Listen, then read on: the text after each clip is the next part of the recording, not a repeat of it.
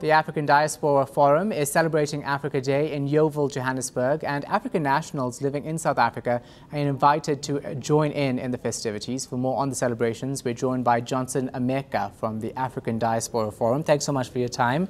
Thank you. Tell us about your celebrations today. Of course, you're dressed for the occasion.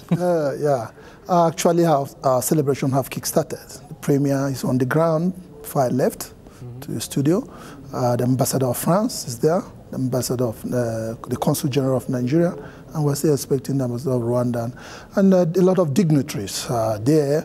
But most importantly, the African communities, the 54 African communities represented in African Diaspora Forum are all there. From the townships, 5 townships where we are doing our social cohesion program, busting people.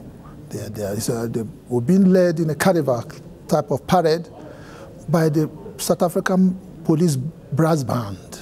It is actually killer. I don't know why we are not doing this interview in Yeoville. Yeah, we should. Other stations are there. Yeah, I'm sure we'll hopefully get visuals of that happening later on in the evening. But this also is very important because it commemorates the 2008 xenophobic attacks in South Africa. Yeah, more importantly, for we migrants, that is very seminal to our program. Our program actually kick-started last Saturday with a 4 Nations Cup, cotton razor, and a commemoration prayer for the 2008 xenophobic attack, elongated to. On Monday, we had a premiere of a film called The Burning Man, written by a Nigerian artist. We did it at the Johannesburg Holocaust and Genocide Center, well attended.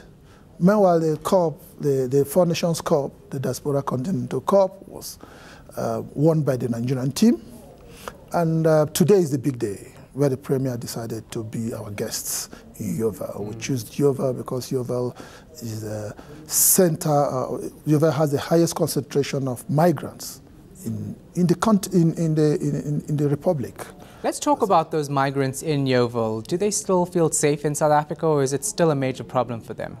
Truly, Yeoville has become a safer place for the migrants, actually. That's why they clustered there. The population of migrants and hosts community is like 50-50. It's about the safest place for the migrants, the way we feel for now. But still, it's still not yet a Dorado for the migrants in South Africa at large. But we don't want to talk about the setbacks that we want to celebrate at this juncture. We want to celebrate our unity. We want to recognize the fact that we have a common destiny.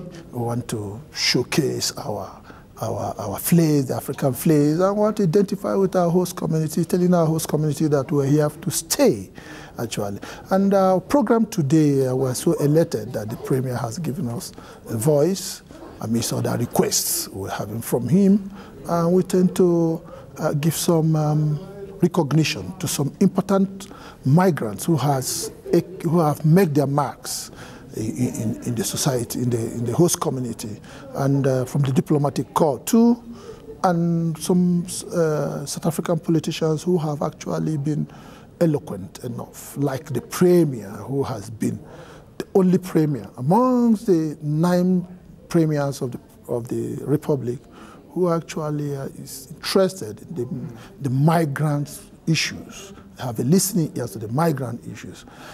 Suffice to say, South Africa, Gauteng has the highest concentration of migrants, okay, and what the Premier has been magnanimous enough to say, let's hear you, let's know your challenges, and see how we come. How do we make sure that this issue and, trying to bring unity among Africans, carries on outside of Africa Day and Africa Month?